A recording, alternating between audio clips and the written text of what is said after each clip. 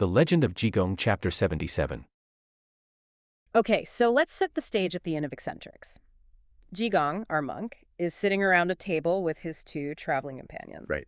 Their names are Cai Yuanlu, sometimes referred to as Chai Tu and Du Zening, or Du Tu. They are deep in conversation about two specific murder cases in Longyu County. Establishing that context is crucial because it frames everything that follows. This isn't a leisurely pilgrimage, right? Yeah. Or like a casual stroll through the countryside. No, not at all. They are actively hunting killers. The stakes are lethal. Everyone in this narrative is on edge, operating in a world where a wrong look can get you a knife in the ribs. Right. So, knowing those stakes, you'd think they'd be whispering in the corner. Yeah, you would think so. Instead, Jigong casually points out the window and announces, "Look, the murderer is here." Which is just wild. And through the doors of this humble roadside inn walks, well, an absolute unit of a human being. Yeah. The text goes out of its way to paint a horrifying picture. Oh, absolutely. This new monk is described as being 9 feet tall. He has this massive, disproportionate head perched on a very short neck. His hair is completely loose, flying everywhere in a wild tangle, held back only by a glaring gold headband. A very intense visual. Extremely. His face is blood red, his eyes are darting aggressively around the room, and he is wearing a dark monk's robe. Most alarmingly, he has a literal monk's knife hanging openly from his ribs. We need to break down the visual language of that character design. That 9-foot monk is a walking, breathing billboard for violence. A billboard for violence. I like that. Yeah, because every single physical detail, the unnatural height, the flushed red face implying rage or heavy drinking, the wild, unkempt hair subverting the traditional shaven head of a monk, and the prominently displayed weapon, it's all engineered to project an aura of absolute terror. It really is. He is the physical embodiment of an immediate fatal threat. He doesn't need to speak, right? His body does the threatening for him. And the inn staffs certainly process that threat. They are terrified. They are scrambling over each other, frantically yelling that the Grand Master is back and his food needs to be ready immediately. Pure panic. Yeah, it's pure panic. So considering Jigong is here investigating murders, how does he react to a 9-foot armed colossus entering his airspace? You'd think he'd draw a weapon or hide. He completely ignores him. He waves it off, telling his companions not to worry about him, and insists they just focus on eating and drinking. The giant monk stomps off to his room, and Jigong just enjoys his meal. Which is so funny. But what happens after the meal is where the sheer absurdity kicks into high gear. Jigong decides to launch a psychological war against the rest of the inn. And his weapon of choice isn't a sword or, a martial arts technique. It's economics. Yes. He calls over the waiter, and he issues an ultimatum. He tells the waiter, go inform all the guests in the adjacent rooms that absolutely no one is allowed to hum or cough tonight. I love this part. Because if they disturb my peace, I am going to walk into their room and cough all night long. Now, a waiter isn't going to just wander around threatening paying customers because some strange monk asked him to. Right, that's a quick way to get fired. Exactly. So Jigong hands the waiter a massive piece of silver. The text specifies it weighs over 2 taels. Okay, we really need to pause and establish the socio-economic reality of that bribe, because 2 taels doesn't mean much to a modern listener. Yeah, put that into perspective for us. So in the context of a historical Chinese roadside inn, a tael of silver represents a massive amount of purchasing power. A common laborer might work for months to see a single tael. Oh, wow. Yeah, so handing a waiter a solid chunk of silver weighing over 2 taels is an economy-shattering event for that individual. It is an absurd, almost offensive overpayment just to deliver a message. No wonder the waiter is entirely stunned. He literally questions reality for a second, asking, wait, you're actually giving me this silver? I'd be questioning reality too. Right. But once the financial reality sets in, his loyalty is instantly bought. He runs out into the hall and shouts this bizarre coughing warning to the whole inn.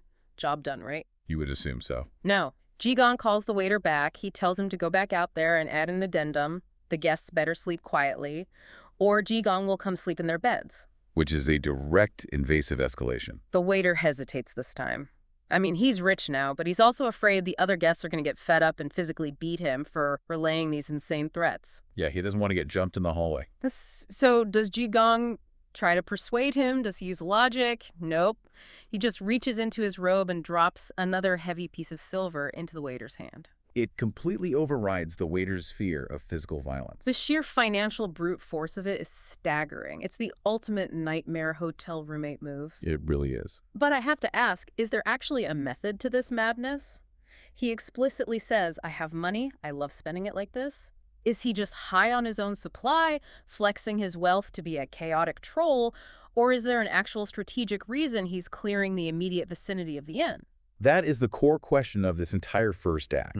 If you look purely at the surface, Jigong is flagrantly subverting the traditional expectations of a monk. Because monks are supposed to be poor, right? Exactly. Monks take vows of poverty. They're supposed to be ascetic and humble.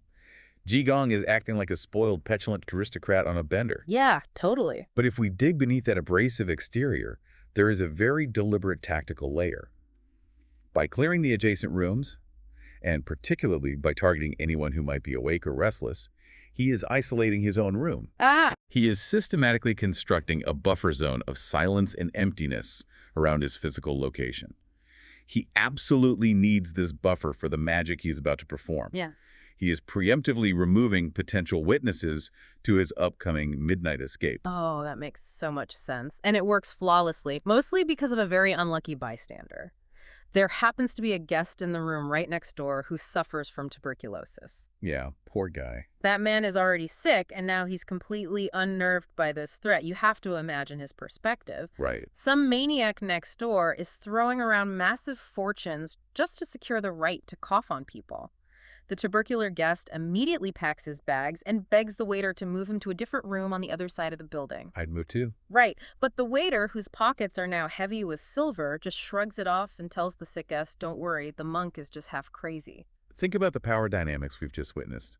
Compare Jigong to the 9-foot monk from earlier. Oh, yeah, the contrast. The giant uses his massive physical stature and a visible deadly weapon to command the room through fear of physical violence. Jigong, who looks completely unimposing, wields a much more insidious kind of power. Money. Yes, he uses immense, unpredictable wealth to completely rewrite the social ecosystem of the inn. He bends reality to his absurd whims without lifting a single finger in anger. So he has bought his buffer zone. That brings us to the dead of night, the second watch. The inn is finally quiet. His two companions, Chai and Du, are fast asleep. And they're sleeping rough, too. Yeah, they are using their heavy baggage as makeshift pillows. Jigong, playing the eccentric, is using a hard porcelain teapot as his pillow. Then the silence shatters. Here we go. Jigong suddenly sits up and deliberately smashes the teapot. He then proceeds to physically wet the bed, the sleeping platform, known as the Kang, getting tea and liquid everywhere. Which is just foul. Once the mess is made, he starts screaming at the top of his lungs, "Murder, save me!" It is a phenomenal contradiction. Yeah. He just spent a small fortune bribing the staff to demand absolute pin-drop silence from the entire building. Right.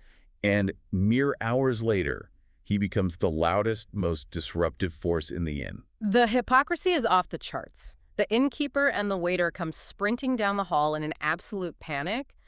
When you hear murder in an inn that currently houses a giant monk with a knife, you expect to find a bloodbath. You're expecting the worst. So the waiter bursts into the room, heart pounding, asks what the disaster is, and Jigong looks at her completely deadpan and says, I need to go to the outhouse. You can understand why the waiter is furious. He points out, quite logically, that screaming murder to announce a bathroom break is behavior of a lunatic. But wait, help me understand the mechanics of this. Why pull the historical equivalent of a hotel fire alarm just to use the bathroom? Right. If his goal is to sneak out of the inn to hunt assassins, why not just quietly slip out the window? Why draw the attention of the very staff he just paid off? Because a quiet exit leaves ambiguity. What do you mean? If he just slips out, his companions might wake up, notice he's missing, and go looking for him, wandering into danger or ruining his cover. By creating this loud, deeply embarrassing spectacle, he controls exactly how everyone reacts. Oh, I see. So look at the bedwetting. By ruining the shared sleeping area, he ensures that when Chai and Du inevitably wake up from the screaming, they're physically confined. They will stay put on their dry, elevated luggage rather than trying to follow him through the wet mess in the dark. It's a physical barrier made of discomfort. Exactly. And by screaming murder, he forcibly summons a credible witness, the waiter. He needs the waiter to see him go to the outhouse to establish an alibi. Right. But he doesn't just ask the waiter to walk him there. He drops the biggest bribe of the night. 5 taels of silver. He offers the waiter 5 taels just to hold a lantern for him while he does his business. Unbelievable. But he attaches a massive string to it. He tells the waiter, you have to hold the lantern high, you have to stand completely outside, and you absolutely cannot peek inside the outhouse. Right, the catch. He says, if you look, the deal is off, and you lose the 5 taels. And that condition is the linchpin of the entire escape. Jigong understands human nature perfectly. If he just told the waiter not to look, the waiter's curiosity might get the better of him. Sure, human nature. But by attaching a staggering sum of 5 taels to the act of not looking, he guarantees unwavering compliance. Greed becomes a padlock on the outhouse door. Greed as a padlock. That's a great way to phrase it. The waiter will stare at the moon. He will stare at the dirt. But he will not turn his head toward that outhouse because 5 taels of silver is life-changing money. So the trap is perfectly set. The waiter is standing out in the cold, staring fixedly at the sky, guarding the door to a fortune. Meanwhile, inside the smelly wooden box of the outhouse, Jigong drops the act. The magic begins. He utilizes a magical technique to silently leap over the high wall, vanishing into the night. He has successfully purchased an ironclad alibi and a secure exit route using nothing but a temper tantrum, some spilled tea, and a heavy purse of silver. Leaving the mundane world of the inn behind. But as he crosses into the dark woods outside the city, the rules of engagement drastically change. Money has no power in the wild. That is such a crucial shift. Out in the dark, isolated woods, all the silver in the world won't save you. And Jigong immediately runs into trouble. Oh yeah, he does. He stumbles across a man named Lu Tong. The text paints Lu Tong as a fierce, physically imposing warrior, but also very simple-minded. And what is this fierce warrior doing in the middle of the night? This part is so strange. He's standing in a clearing, furiously beating a piece of clothing with a stick. Specifically, he is beating the hero cloak of a notorious assassin named Hua Yanlong. This is the first collision with the actual investigation. Hua Yanlong is the assassin they are hunting. Lu Tong, through some prior altercation, has managed to steal his cloak. So we have an incredibly powerful, magically adept monk facing down a fierce, angry warrior in the dark. How does Jigong handle this? Does he use a secret martial arts technique? Does he blast him with energy? Right. Does he blast him with a wave of magical energy to subdue him? Not even close. Jigong takes his own torn monk robe, pulls it up completely over his head to hide his face, lets out a terrifying, inhuman shriek, and physically throws his body at Lu Tong, knocking the warrior clean over. He just tackles him. He just trips him in the dark. And then, as Lu Tong scrambles up, terrified, Jigong literally herds him. He blocks Lu Tong's path on 3 sides, forcing the panicked warrior to run in the only direction left open. Just straight toward the imposing gates to the Penglai Taoist temple. Exactly. When you break down the mechanics of that encounter, it is astonishingly pragmatic. Jigong completely bypasses physical combat. He doesn't cross swords or exchange blows. No fighting at all. Instead, he utilizes pure, unfiltered psychological terror. Put yourself in Lu Tong's shoes. You are alone in the dark woods, adrenaline pumping, and suddenly a faceless, shrieking entity lunges at you from the shadows. By covering his head, Jigong strips away his human identity. He becomes a monster in the dark. It triggers a primal, hardwired panic response in the simple-minded Lu Tong. He shorts out Lu Tong's brain. Precisely. He doesn't fight him. He treats him the way a sheepdog treats a stray sheep. He creates a perimeter of fear, driving Lu Tong exactly where he needs him to go. Because he needs him at the temple. Right, because that is where the assassin, Hua Yanlong, has fled to seek refuge. And the dominoes fall perfectly. Lu Tong goes crashing through the brush toward the temple, absolutely terrified. Hua Yanlong, who is already hiding inside the temple, hears Lu Tong coming. Hua panics and begs the residents of the temple to hide him. The trap is closing. So, through pure psychological manipulation in the woods, Jigong has driven his 2 targets into a single confined box. The trap is set. Now Jigong just has to casually stroll in and spring it. Which he does. But the method he uses to spring that trap results in what is arguably the strangest, most uncomfortable scene in the entire narrative. You are not kidding. The tonal whiplash here is enough to snap your neck. Jigong walks up to the heavy wooden doors of the Penglai temple and knocks politely. Meanwhile, inside. Inside, it's utter chaos. They are harboring a fugitive assassin. But the hosts, a Taoist and his associates, have to maintain appearances. They crack the door, see a monk, and respectfully welcome him inside, trying desperately to act normal. They're sweating bullets. Jigong saunters into the West Wing, finds a comfortable chair facing south, and settles in. The hosts set the table with food and wine, observing the strict rules of hospitality to keep this unpredictable guest placated. They're trying to build a facade of normalcy. If they treat him with perfect etiquette, maybe he won't notice the killer hiding in the next room. But Jigong refuses to play along with their facade. Instead, he decides to completely hijack the social dynamic. And this is where it gets really awkward. Extremely. Taoist Kongyi.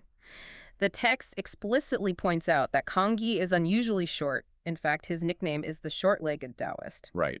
When Kongyi tries to sit down opposite Jigong to keep him company, he can't just slide into the chair. Because of his height, he has to physically jump up and clamber onto the seat. And this seemingly minor physical detail is exactly what Jigong decides to weaponize. He turns it into a torturous game. As soon as Kongyi jumps up and finally gets settled, Jigong looks at him with intense focus and asks, "What is your name?" Okay, we have to understand the rules of engagement here. Yeah, please explain the etiquette here. Under strict social etiquette, you cannot just sit comfortably in your chair and casually answer a formal question from a guest of honor. Yeah. It is highly disrespectful. You have to stand up. Yes. Yeah. So Kongyi has to jump all the way back down off the chair to stand respectfully and answer, "I am Kongyi." It's a rigid, inescapable social protocol. It really is. Right. So Kongyi answers, and Jigong smiles warmly and says, "Oh, please, sit down, let's not be formal here." He's playing them. Totally. So Kongyi heaves himself back up onto the chair. The absolute second he is settled, Jigong leans in and asks, "And how long have you been a monk?" Oh, no. Kongyi sighs, jumps back down to the floor, stands at attention, and says, 7 or 8 years. Jigong waves his hand, sit down, let's just chat." And back up he goes. Kongyi jumps back up. Jigong immediately asks, "How many disciples do you have?" Kongyi jumps back down. It is exhausting just to analyze. It's a form of social filibustering. That is the perfect term for it, social filibustering. It's so mean-spirited on the surface. Even Chen Liang can't take the awkwardness anymore. Right, he calls him out. He starts laughing out loud and calls Jigong out on his behavior. Chen Liang points at Kongyi and says, "You clearly don't know this master's temper. He loves to mess with people. He sees that you're short, and he is deliberately asking you questions just to make you jump up and down. He's playing with you." And he compares him to a frog. Rice. Chen Liang compares Kongyi to a sea-jumping frog. And Jigong doesn't deny it. He just laughs and complains to Chen Liang, "I was just getting ready to watch the sea-jumping frog routine, and you ruined the joke." We really need to unpack the mechanics of this weaponized bureaucracy. On the surface, yes, it looks like cruel, slapstick physical comedy at the expense of a marginalized person. Yeah, it just seems like bullying. But remember the broader context. We are in the dead center of a high-stakes, lethal manhunt. A ruthless assassin is hiding mere feet away.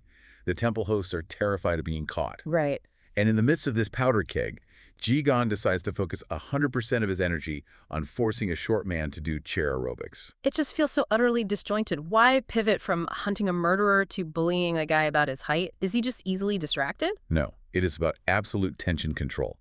It is about dominating the bandwidth of every single person in that room. And with domination. Yeah.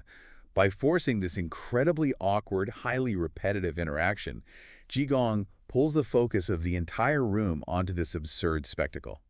He completely disarms the hosts. Because they can't think about anything else. Exactly.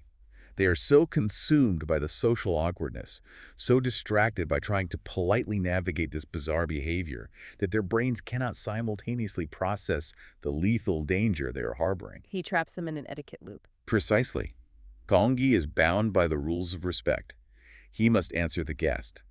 Jigong maliciously exploits that cultural software to freeze the room's operating system. That's a brilliant way to put it. He keeps the room's energy exactly where he wants it. Yeah. And more importantly, he is projecting a false persona. He's acting like a distracted, easily amused buffoon. Which lowers everyone's guard. Right. This masks the fact that his senses are actually hyper-attuned to the environment. He knows exactly where the killer is. He's creating a false sense of security, making the assassin think this guy is a clown, he's no threat to me. But that strategy of playing the clown almost costs him his life. Because while everyone inside the room is captivated by the sea-jumping frog routine, a literal assassination attempt is being plotted right behind Jigong's head. The spatial contrast here is brilliant. Inside the room, it's a brightly lit comedy of manners. Outside the window in the dark, it is a desperate, life or death calculus. Right outside the back window, Hua Yunlong, the actual assassin, is having a panic negotiation with Lu Tong. Hua is desperately begging Lu Tong to give back his hero cloak. And Lu Tong has a specific weakness here. Yeah, the text notes that Lu Tong has flesh eyes but a Buddha heart, which essentially means he might look fierce, but he's a soft touch, easily swayed by pity. Right. When Hua Yunlong drops to his knees and kowtows to him in the dirt, Lu Tong caves and hands the cloak back. Emboldened, Hua then asks for a massive favor. Which is to use him as a ladder. Basically. He asks to stand on Lu Tong's broad shoulders so he can peek through the high back window and get a look at this crazy monk everyone is talking about. Lu Tong, still playing the simple giant, agrees, but warns Hua not to fall, or he'll drop him. So Hua Yunlong elevates himself. He peers through the window. He sees Jigong sitting in the chair, facing south. Facing away from him. Yes. This means Jigong has his back completely turned to the window. Hua Yunlong looks at this exposed target and makes a ruthless, pragmatic calculation. What's he thinking? Well, the text gives us his internal monologue. Dodging an open spear is easy. Guarding against a hidden arrow is hard. Hua decides right then and there to murder the monk. Just take him out. He figures if he kills the investigator now, he eliminates the threat of arrest entirely. It's an incredibly tense setup. Hua Yunlong pulls out a hidden dart. He takes aim squarely at the back of Jigong's head. Now think about Jigong's position. He's totally distracted, seemingly. He is inside, deeply involved in making Kongyi jump off the chair again. He is talking, laughing, facing the opposite direction. But at the exact microscopic fraction of a second that the dart shatters through the paper window, Jigong casually shifts his body. Without looking. He doesn't turn around, he doesn't look, he just slightly moves. The lethal dart whispers right past his ear and slams with a heavy thud directly into Kongyi's wooden chair. I want to slow that moment down because the sensory overload is incredible. Oh, absolutely. To pull that off, Jigong has to maintain the loud, obnoxious persona of a bully, while simultaneously existing in a state of absolute, serene hyper-awareness. It's wild. He has to hear the whisper of the fabric outside, sense the shift in air pressure as the dart leaves the hand, calculate its trajectory, and move his body out of the way, all without breaking his conversational cadence. That is insane. It's a stunning display of supernatural martial prowess, hidden beneath a layer of pure slapstick. The impact of that dart instantly shatters the comedy routine. Kongyi, who is just jumping up and down, stares at the deadly weapon quivering in his chair and absolutely loses his mind. I mean, wouldn't you? He screams, "Boundless Buddha," in sheer terror.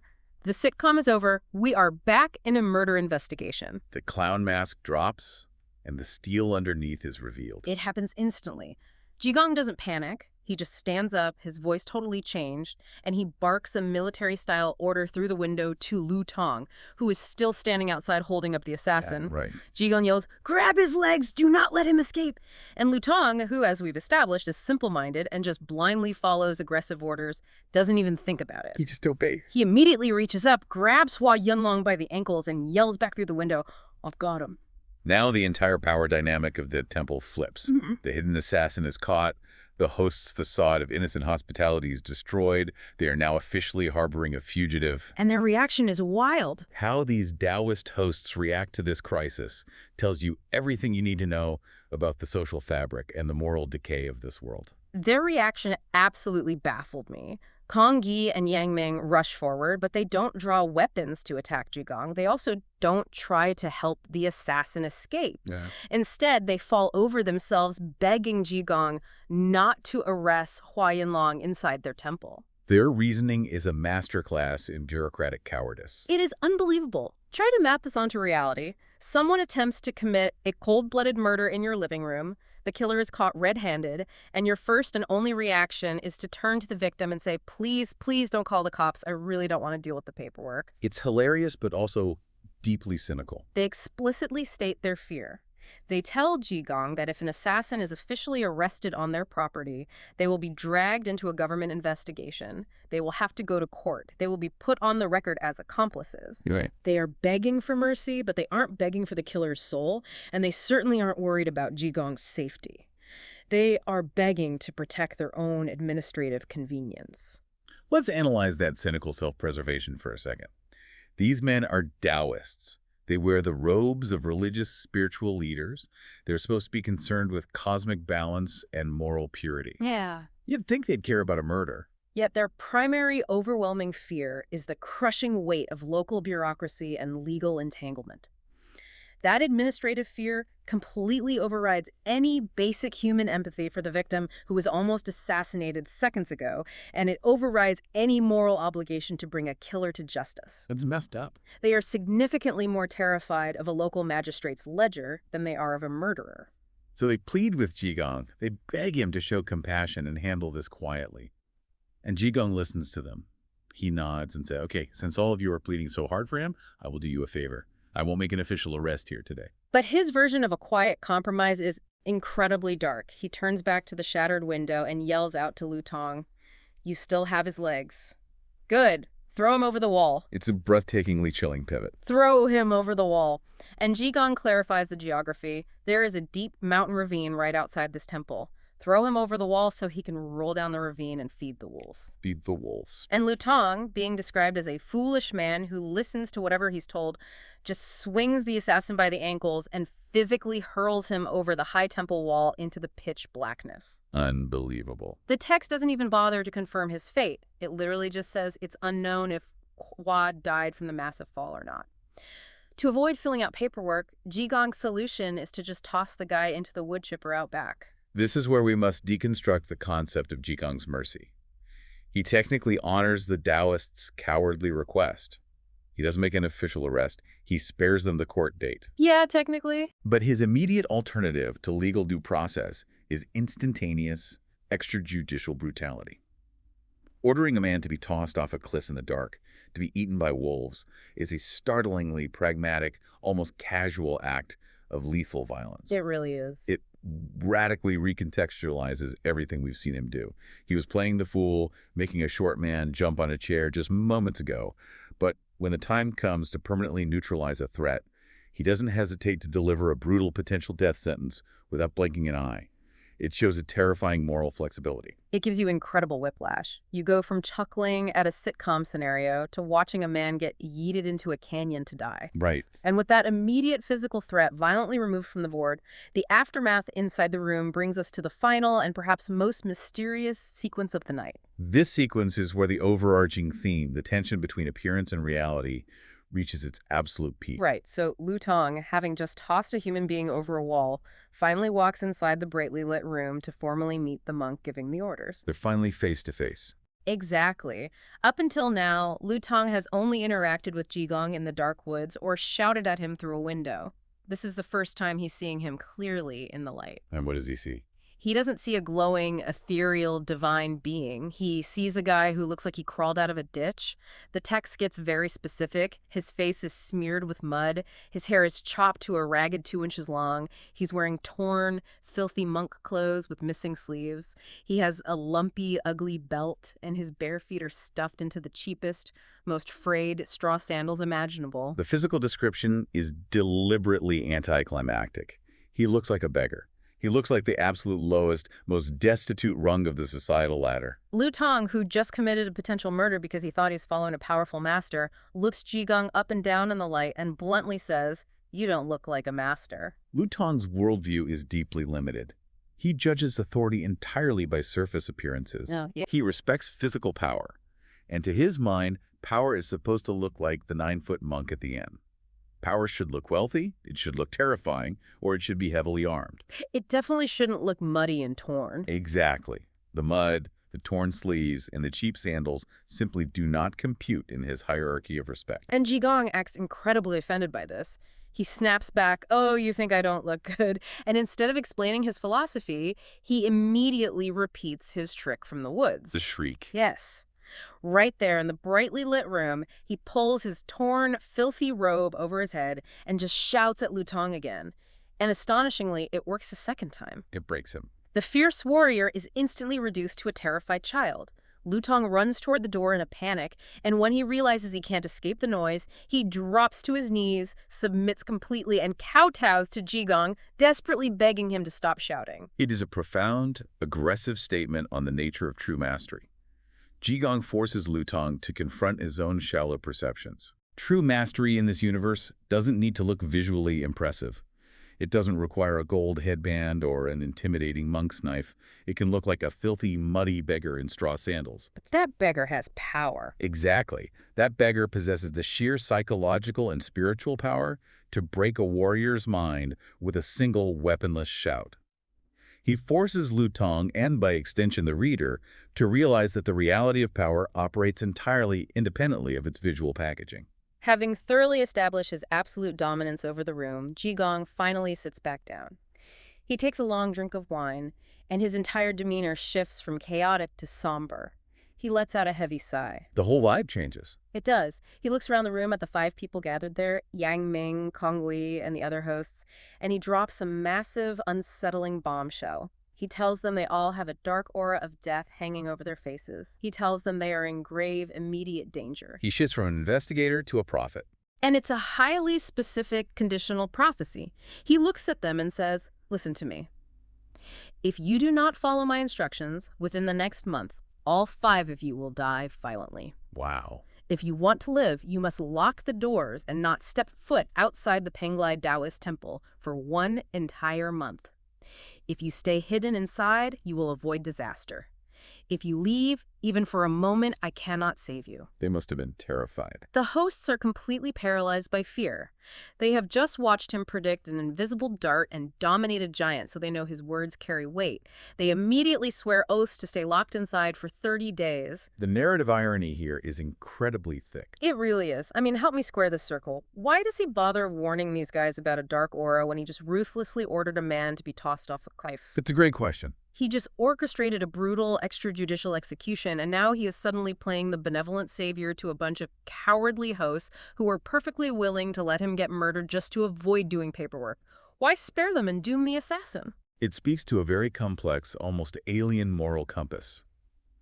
Jigong does not operate on human legal standards. He operates on a cosmic scale of karmic balance that isn't always fully legible to us. Okay. Karmic balance. He punished the assassin, Hua Yunlong, because the assassin actively initiated lethal violence.